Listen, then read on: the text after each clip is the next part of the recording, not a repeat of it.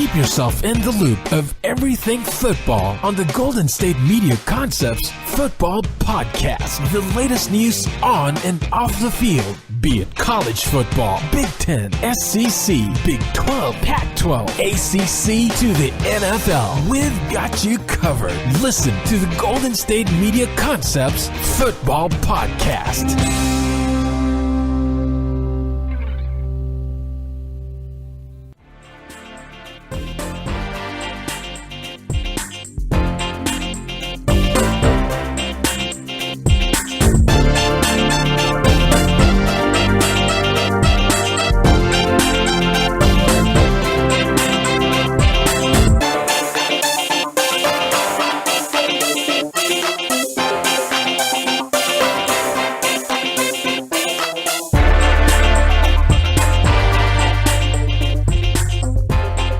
Hello, everybody, and welcome to the GSMC Football Podcast, brought to you by the GSMC Podcast Network. I'm your host, Jeff Malinoff. With me, as always, is Mark Souza.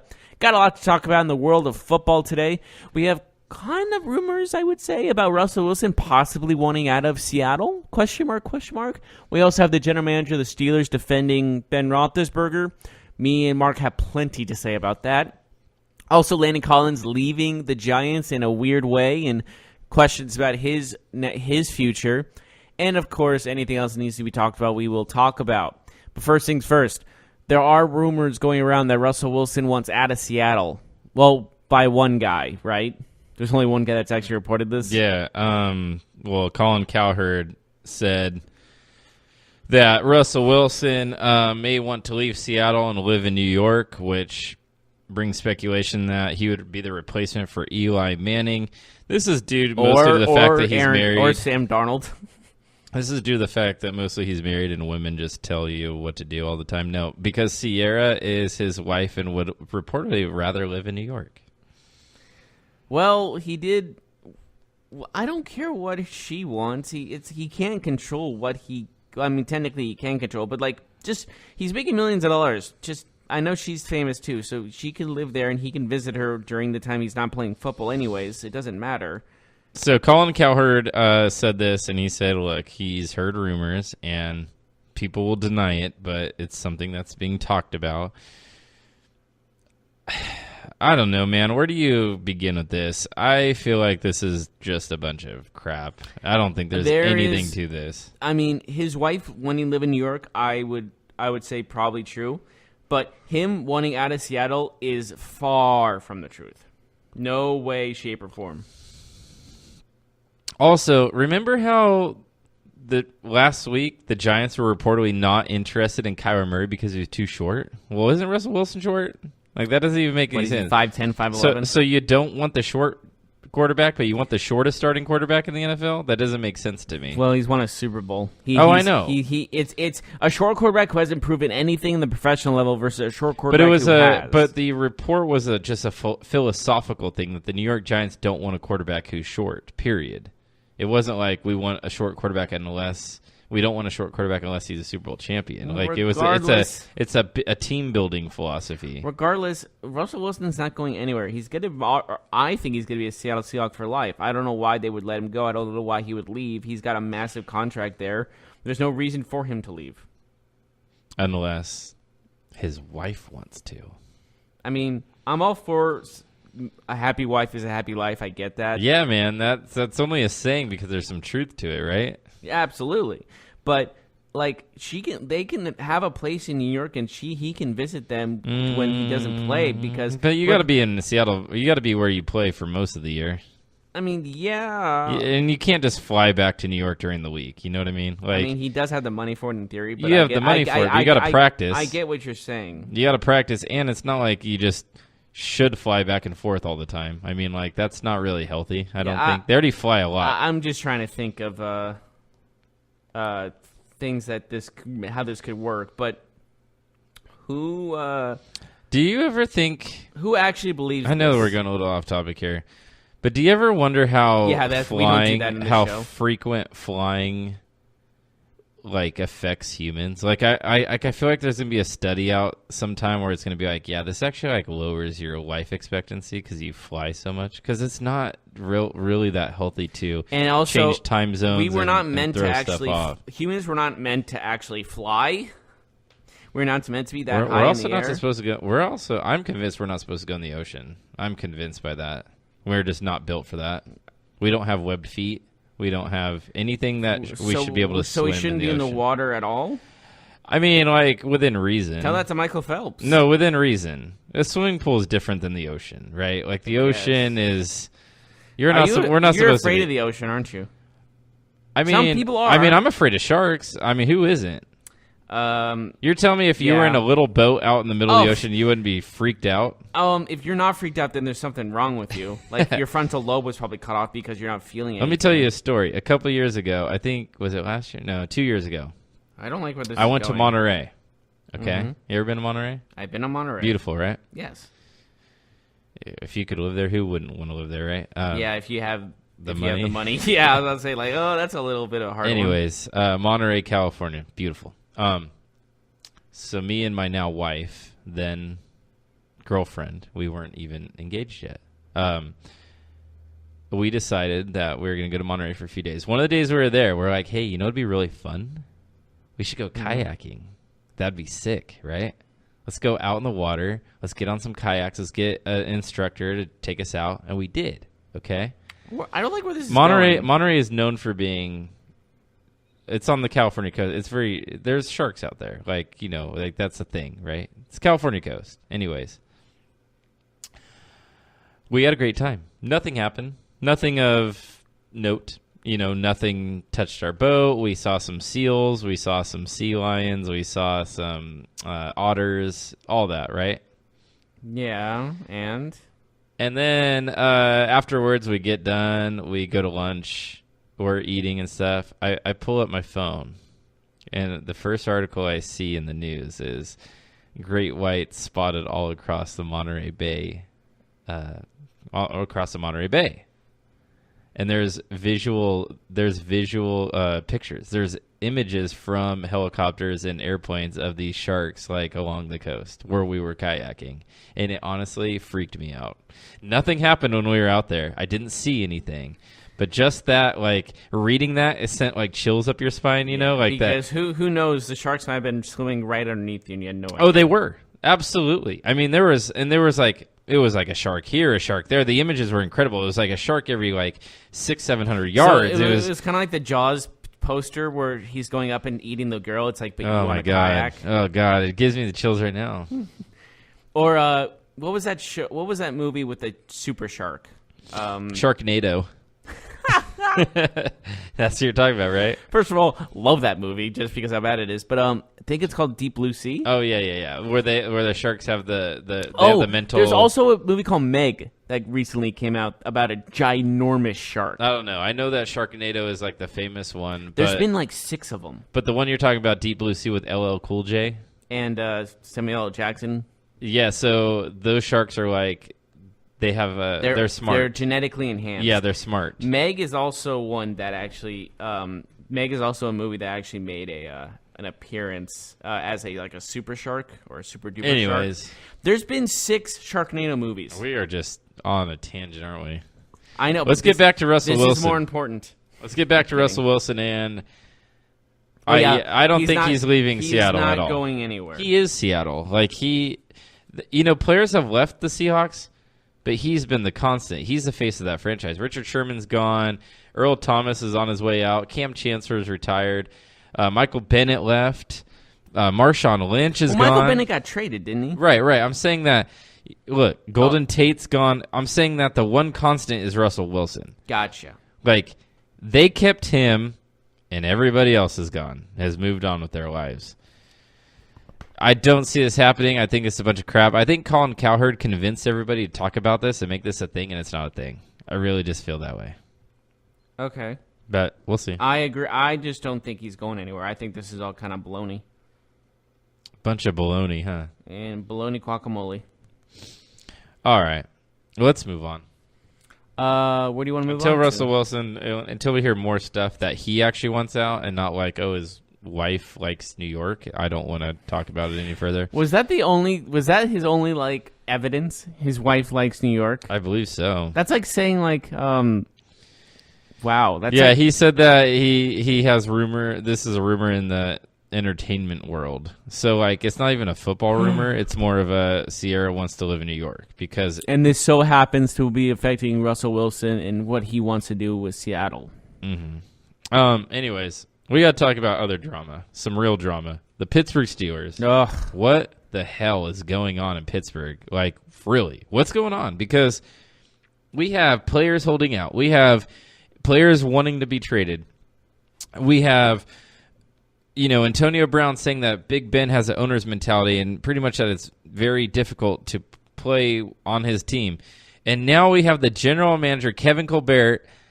He is stooping for Ben Roethlisberger, saying Big Ben can say whatever he wants. He's stepping up to the plate he's batting for him, if you will. He's saying Big Ben has the license to say who he has. Let me change that up. He has a license to criticize whoever he wants. He says, and I quote, "He's the elder statesman and the Super Bowl winner. If our players are smart, they'd listen to him because he's been there. He's done it. He can tell them, no, guys, what you're doing is or is not good enough to do this." He then went on to say, "I honestly believe that can be a burden on him more often than he may like to admit because he's got 52 kids under him, quite honestly."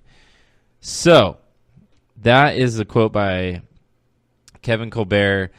Again, the general manager of the Steelers. Now, all this tells me, Jeff, is that Big Ben does what he wants because he's been given that license, and now everybody knows it. Now we don't have to hear it from Antonio Brown. We don't have to hear it from anybody else. We know for a fact that Big Ben runs a show. He's got a radio show that he does every week where he goes on and publicly criticizes players. Like, for example, in Week 12 last week where he threw a goal line pass to Antonio Brown that was incomplete where he said that Antonio Brown should have ran the route flatter than he did and ultimately was the reason why the connection was missed. He also said that he should have thrown it to Juju on that same play, which some people say privately really pissed off Antonio Brown, which kind of was one of the things that have led to the current situation of Antonio Brown and the Steelers. What are your thoughts right away from this? Well, Ben Roethlisberger can never blame himself. Has he earned the right to say and do whatever he wants? No one ever earns that right.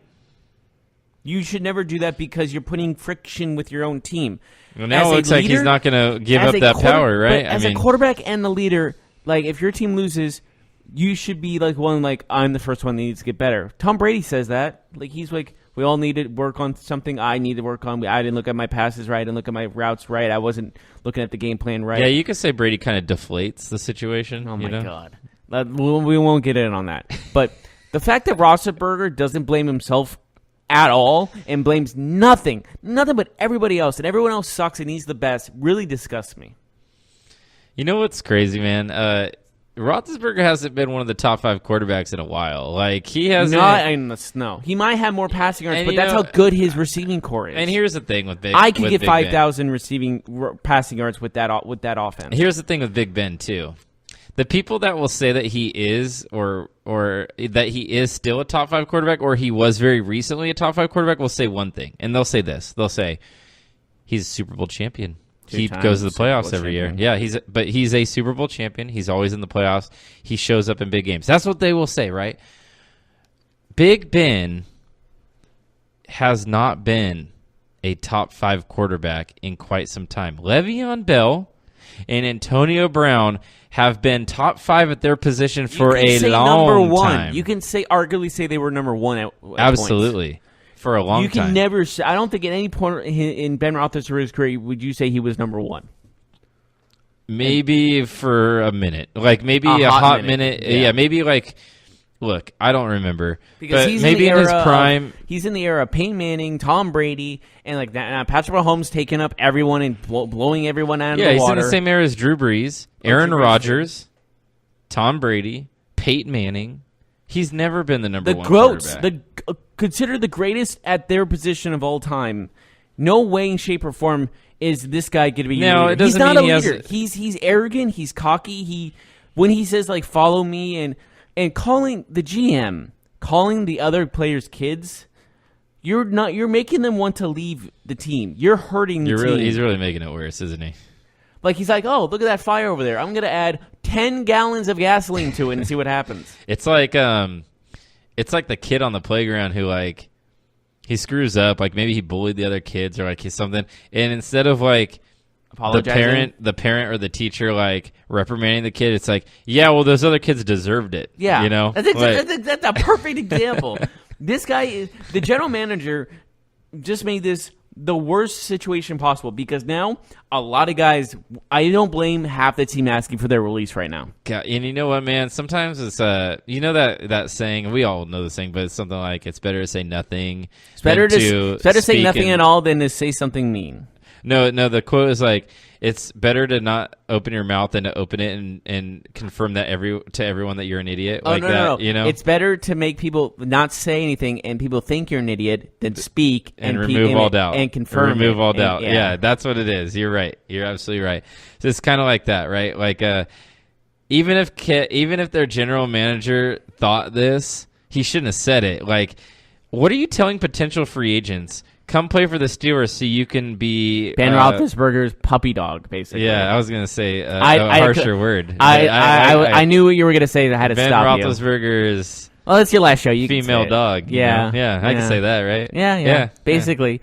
And it's disgusting. It's honestly disgusting. As a guy who, like... These are grown men, man. Like, Le'Veon Bell, Antonio Brown... These are adults. Antonio Brown's 31.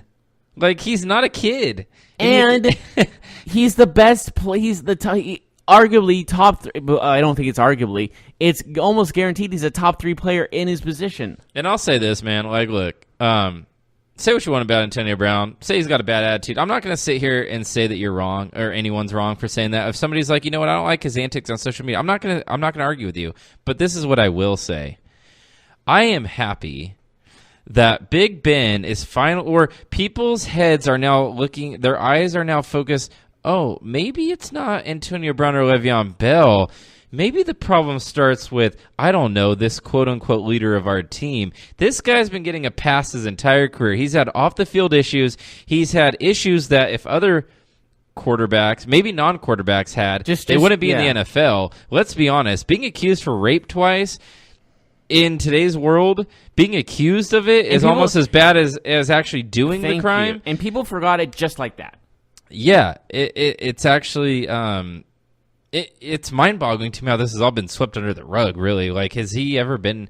We don't even consider Big Ben as like one of those guys. Like, we don't even consider him a guy who's in the class of like domestic violence abusers or like someone. I like that, always have to be. But like the public, right? Public, yeah. Like, they don't talk about. I hate to say this.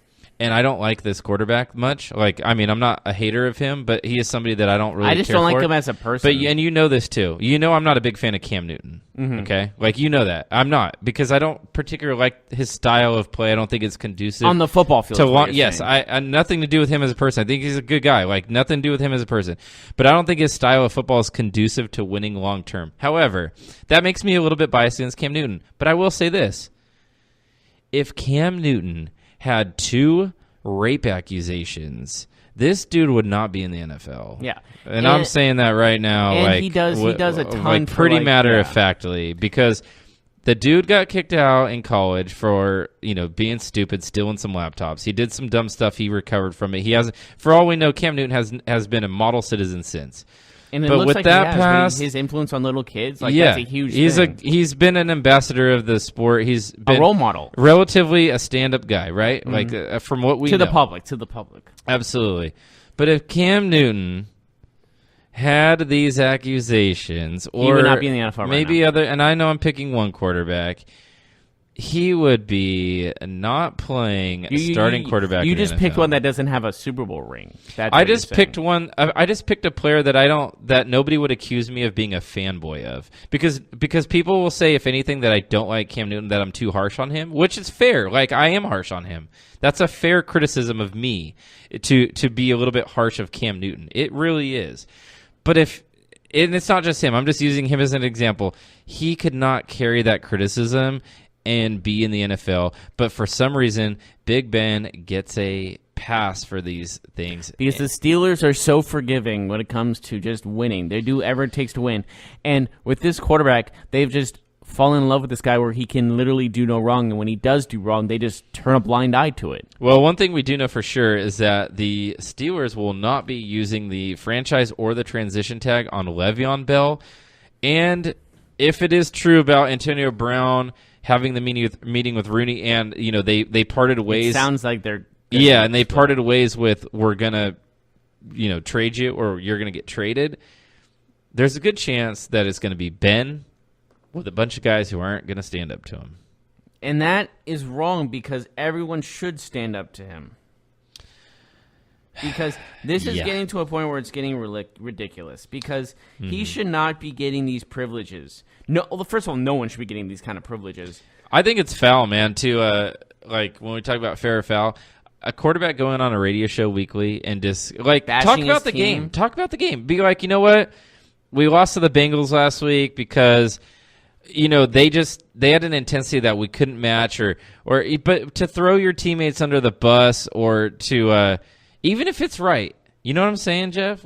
Even if Big Ben is 100% correct that Antonio Brown should have ran this route differently or ran the wrong route, he shouldn't publicly say that. That's stuff in house, man. Let's say, hey, next time we run that play, I want you to do this or check for this, not publicly bash him. Yeah, because it comes off as petty, quote unquote, the owner's mentality that Antonio Brown criticized Big Ben about. It looks like Antonio Brown is being vindicated for his statement. He kind of should be in this all circumstances because what the general manager just said kind of proves his point. Mm-hmm. And also, Ben Roethlisberger, as a leader, you got to look at yourself first. If you blame yourself first and then go, well, these guys maybe didn't, but I'm the first one that needs to get better. That's fine. Mm-hmm. If you take some of the blame, no, I have no problem with it because you stepped up and said, I need to work on this as well. That's what Tom Brady does. That's what Peyton Manning has done in the past. Yep.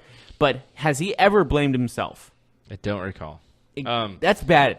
We got to go to a break. But when we come back, let's talk about a couple different players. Adam Thielen, Landon Collins, Case Keenum. Those are all names that we will be talking about in the next segment. Also, later on the show, we're going to talk about the 5 NFL teams that have the least amount of cap space, what their situation looks like, and what they could possibly do to alleviate some of that pain. We'll do that when we return.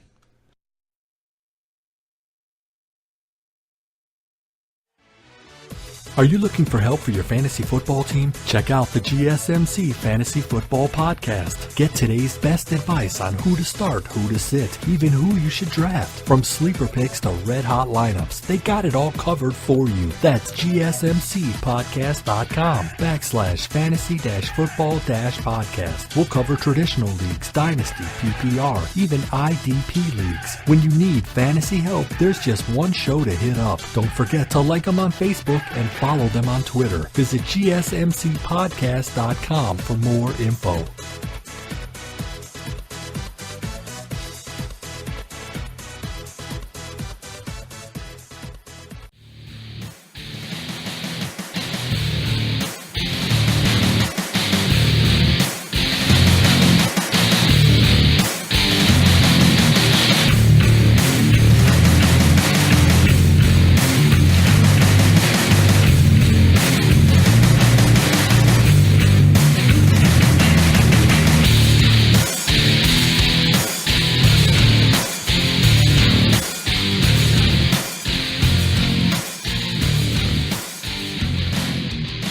Welcome back to the GSMC Football Podcast, and we're finishing up today. We just finished talking about Ben Roethlisberger and the whole issues with the Steelers. Shocking, I know that there's a problem in the Steelers camp, but moving on.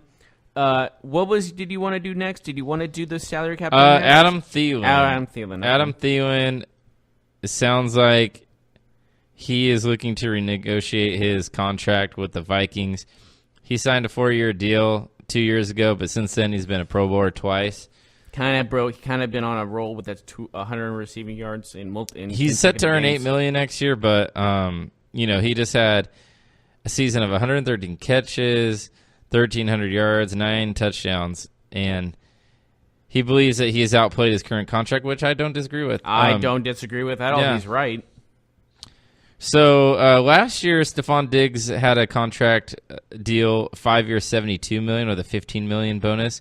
So I think Thielen's probably looking at that like, a little higher. You're good, I'm good. Why can't we both kind of get paid the same? You can't blame the man. Mm-hmm. He's been doing better than Diggs in my opinion. 28 years old, Adam Thielen, obviously Kirk Cousins' favorite target.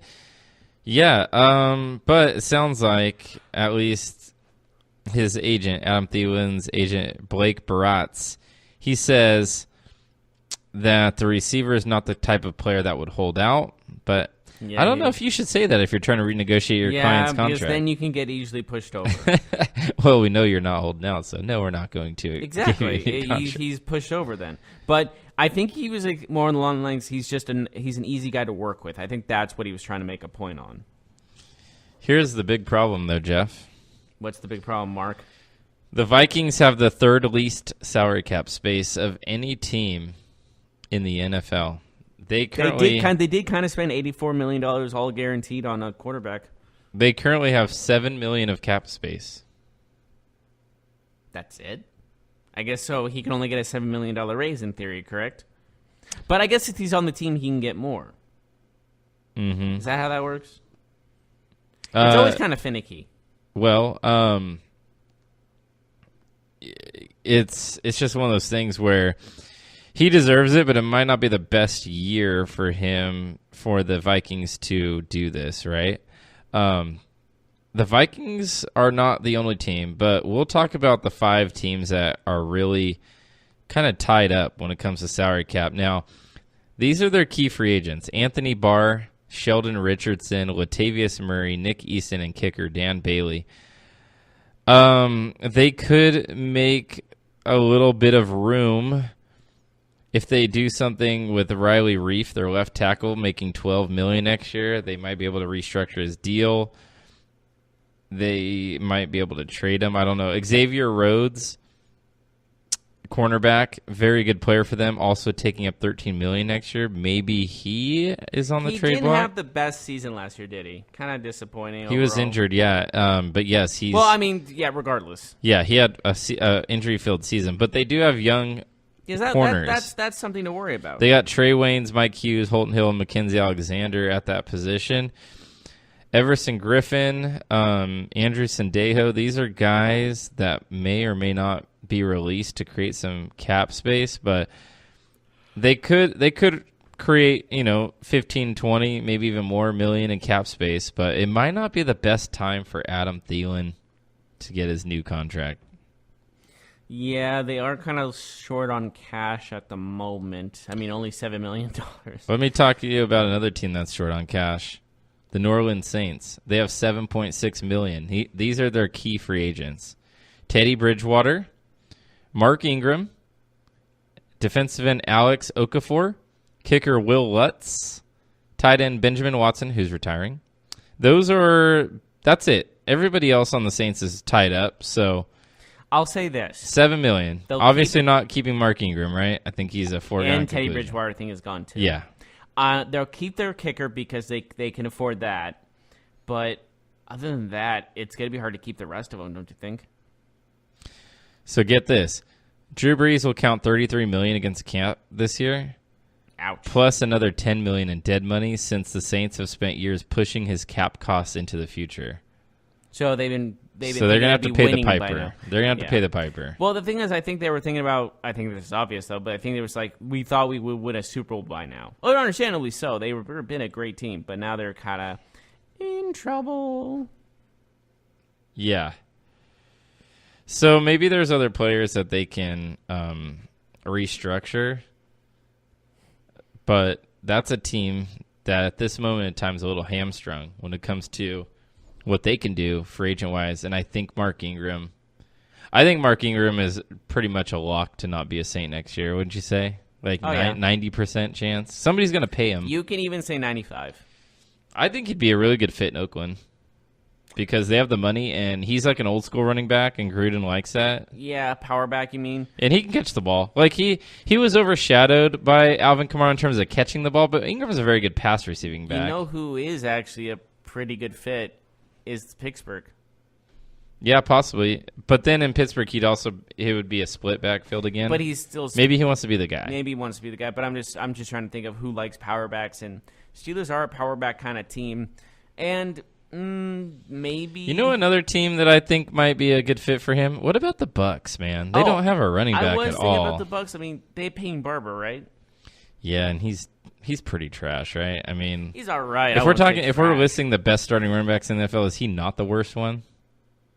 Like, who's a worse actual starting running back in the NFL? God, I can't. Jeez. He's arguably the worst, at least, right? Honestly, like, he's got to be bottom 5. To be completely bottom honest 3. with you, David Johnson's reaching that level. Yeah, but David Johnson's still very talented. Yeah, at least David Johnson's been great in his Yeah. like at some point. Whereas, like, what has Peyton Barber ever done? He just was like the default running back. It's like, oh, we don't have anyone, so you're the guy. Isaiah Crowell? Yeah, maybe. But you know what?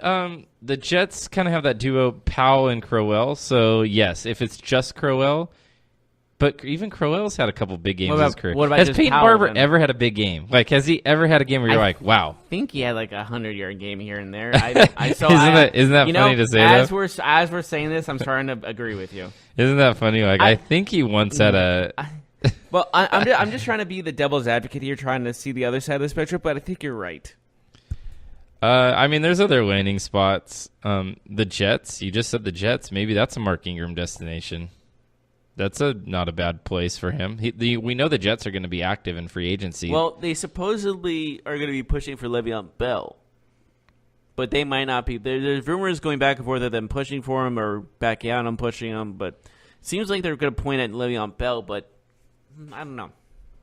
Yeah, because probably. Honestly, all the destinations for Steelers now are the 49ers and the Jets, because both the Brown and Bell are tied in with the Niners and Jets for some reason. Mm-hmm. And it's because they have all the money. Yeah, Colts obviously have a lot of money too. But they don't need Ingram. They have Marlon Mack. He would be, if he wants to continue to be a 2-back, he would be excellent in Indianapolis. Mm-hmm. But if he wants to be a 1-back, Marlon Mack's the guy there. Marlon Mack's been excellent. Maybe lately. Washington too. Adrian Peterson's not getting any younger. Yeah, but they like Adrian Peterson over there. Yeah, no, they do. And like you said, if Mark Ingram wants to be the one guy, I think Peterson's still going to be the one guy over there. Mm-hmm. Yeah, for the time being. Maybe. How about this? With Jay Ajayi injuring his ACL, maybe the Eagles should push. I know they have no money. As I'm saying this, I just realized they're in the red. Mm-hmm. Well, let's look at some of the other teams. The Bears. The Bears only have 7.2. They have Cohen and Howard, so that's...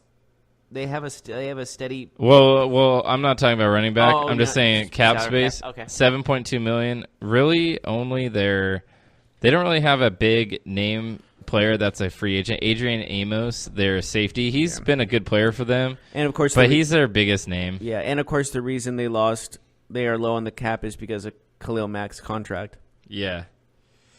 One thing that the Bears could do is they could get rid of Chase Daniel. Chase Daniel, their backup quarterback, is making $6 million, one of the highest paid backup quarterbacks. So they could save $3 to $4 million by getting rid of him. He's a pretty decent backup. Oh, he's good. No, but I mean, if they're looking to save some money, right? Yeah, but who would they sign as a backup? Mark Sanchez? I don't know. Or maybe they draft somebody later in the draft. But Chase Daniel's been around. He's not that young, but I don't know. You could go cheaper there. Plus, remember, there's a lot of decent free agent quarterbacks, so maybe Nick Foles. They get somebody cheaper as a backup. I don't know. Yeah, so that's a team too. The Bears. Yeah, we've heard about Jordan Howard possibly being gone too. Maybe that's a salary cap cutting move. Man, he had Although a lot I don't of know if he potential, makes too. any. I don't think he has a big contract. Though. I don't think he does either, but he had a lot of potential though. But I mean, he's still I don't think he had a bad year. Cohen's just kind of taken over the snap count though. Yeah, and it's the offense is kind of more suited for Cohen. Yeah, Jordan Howard does not have a big contract whatsoever. I think it's still a rookie contract, if I'm not mistaken. He's only set to make $2 million this year, and he's never made more than $700,000. So this coming year, 2019, will be his last year on his rookie deal. I'm assuming he'll get paid by one team or another. He's had some positive looks, so Yeah. I think he'll get like a $5 million contract. He was a 5th-round pick, by the way. A 5th-round pick. Good for him. Mm-hmm. No wonder it's only from Indiana University. He's only 24 years old, which is incredibly young for being a 4th-year NFL player. That's why I think he's going to get an extension on his maybe not an extension with the Bears, but he's going to get an extensive, long-term contract with a lot of money. Another team that's having some issues, the Jacksonville Jaguars. Now, this is a big one because we talked about Nick Foles and the Jaguars being such a really good destination for him, but they may not have the cap to bring him in because if they're going to pay somebody, so maybe they will have to go drafting a young quarterback because they just can't afford a guy like Nick Foles. They have $7.8 million. Their key free agents are T.J. Yeldon, Dante Moncrief, Corey Grant.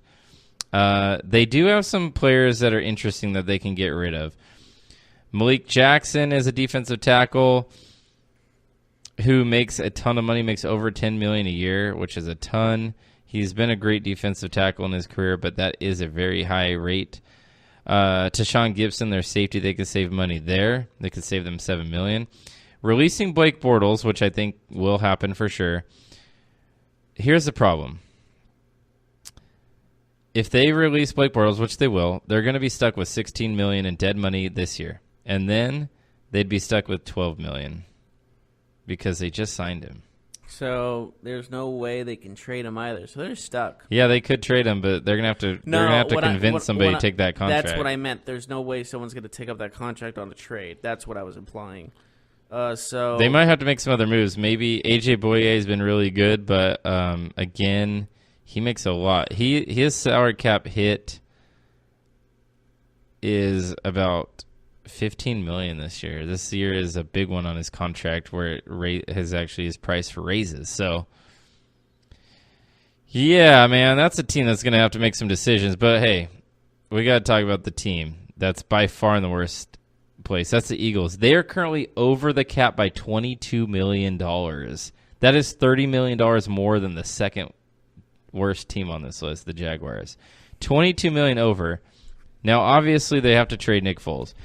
When they trade Nick Foles, they will drop $22 million off of that number. So they'll get back to even money. But that's only still even. It's only still even. You need to be in the green, not the white. Because I think it's like green, blank, and then red. Nelson Aguilar is a player that they could extend because he's on his 5th-year option, the former first-round pick. If they work on extension, it could lower his cap hit for this season. That's a move they could make. Tim Jernigan has a projected cap number of $13 million for a defensive tackle. I think he's gone. Jason Peters is 37 years old. Their team's going to get gutted, it sounds like. Peters, 37 years old, coming off injury, and is going to be making $13 million. I think he's gone. Mm-hmm. Those 3 moves right there could get them probably about $30 to $40 million in relief. GM. Well, those 3 moves right there could get them $30 to $40 million in relief. So it seems like they might be likely moves. Possibly, but not guaranteed because we never know in this situation. But they are in dire straits. All right, we got to go to a break. When we come back, we got to talk about Landon Collins and Case Keenum. We got some drama.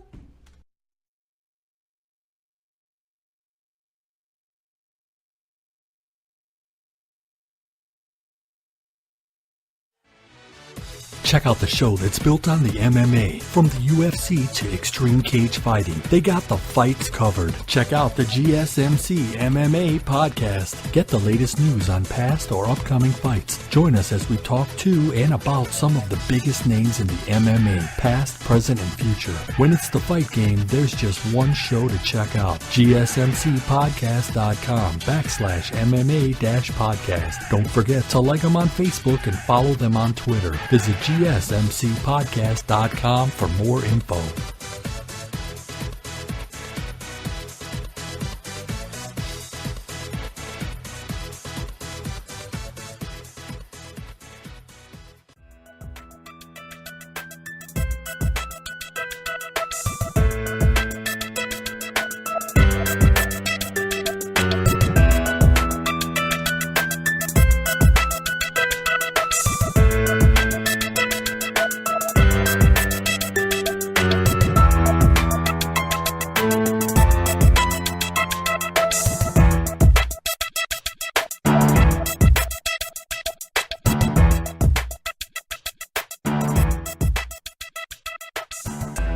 Welcome back, everyone, to the GSMC Football Podcast, not the Sports Podcast, but you can check out the Sports Podcast later every day. We do that every day. But granted, we are moving on in the Football Podcast as Landon Collins has emptied out his locker, said his goodbyes, and it looks like he's gone from the Giants organization for good. That's an interesting move. He's a young player, one of the best secondary players in the league, one of the best strong safeties. I find that interesting. Why would the Giants do such a thing? Why would they get rid of him? I mean, I know he's a free agent, but they could franchise tag him for $11 million at worst. He said he might sit out if he gets franchise tag. I think he wants to leave. It's more of him than anything else. So I think that's how it's going. And he said and then there was also someone on Twitter, I forget who it was saying like, alert, he has not emptied out his entire locker and there's still some of his things here. He has not officially moved out. And then he gladly tweeted, what's the word I'm looking for? He gladly tweeted, everything I left in there I do not need. Mm-hmm. So he countered what they just said with basically what everyone was thinking. Like, he didn't have to get everything. He got what he needed and got out. That's basically what happened. Mm-hmm. And how that is happening now is he's not returning to this Giants organization. There's no question. So the Giants are going to keep Eli Manning around for as long as he wants, but they're going to push out a 25-year-old safety who's a Pro Bowler and one of the best playmakers at the position in the NFL. Makes sense. Yes, exactly. Yeah, that, man. Sometimes, man. I mean, look, I liked the Saquon Barkley pick. I mean, he's a good player. If Odell Beckham's on the block, if that's true, and Landon Collins is going to be free to walk and go to join a different team, like, what are the Giants doing? You know? Like, are they getting rid of their best players? Or what? Maybe. Like, why would you trade Odell Beckham and let Landon Collins walk when they're arguably two of your top 3 or 4 players on the team? Because they're not Eli Manning. And they love their Eli Manning. Yeah, man, that seems just crazy to me. That Eli, he might be their quarterback. You know for years why? To come. It's plain and simple. He won 2 Super Bowls. He beat an undefeated Patriots team that was arguably one of the greatest teams of all time, if not the greatest. Yeah, team that's of all why time. that's why this Russell Wilson stuff is crap, because that would mean they'd have to get rid of Eli Manning. We know the Giants aren't doing that, right? Oh yeah. They can't trade for Russell Wilson and get Why rid of Eli would Seattle Manning. even want a 70-year-old Eli Manning? Yeah. So Case Keenum, you remember him, the former starting quarterback of? Well, technically, he is still the starting quarterback. As of I would say, as far as we're, I don't know if technically is the word. I mean, okay, yes, he's not going to be starter. We got this. All right, so Case Keenum said he was shocked and definitely disappointed that the team had the framework of a trade with the Ravens to acquire Joe Flacco. As we know, Joe Flacco cannot be officially traded until March 13th, so everything's been agreed upon in principle, but cannot be official just yet. So this is what Case Keenum said. Elway called me that morning and we had a great conversation, which she didn't have to do, and I appreciate that. I was definitely shocked. It was a surprise for us, and, I think probably for the first day or so, that's kind of what it was. For us, we're definitely disappointed. It's not something we wanted to happen. I know that everybody's doing their job, and John feels like that was a chance for him to help the Broncos out. So Keenum last year had 3,890 yards, 18 touchdowns, 15 picks. Obviously not a great season. But I do think that the Broncos were a deeply flawed team. I don't necessarily think that it was their quarterback that held them back. I mean, look, Emmanuel Sanders got injured. Demaryius Thomas was a shell of his former self. Their offense wasn't good. Their defense wasn't good. They just weren't a good football team. Do you think Keenum's going to stay on the roster, though? Doesn't it feel like he's going to get cut? Yeah. Seems like it's almost too good to be true. You know what I mean? It seems like this is going to end. He's currently slated to count $21 million against the cap, which is actually more than what Flacco is going to cost. Yep. But if they cut him If they cut Keenum, they only owe him $7 million. Yeah, he's done. Maybe they keep both of them in the camp and then cut one because they don't owe Flacco any money if they cut him. So maybe they'll keep Keenum and then see if he wins the quarterback battle and then cut Flacco. And then they'd only give up that, fifth round pick? Was it a fifth round pick? Fourth round pick?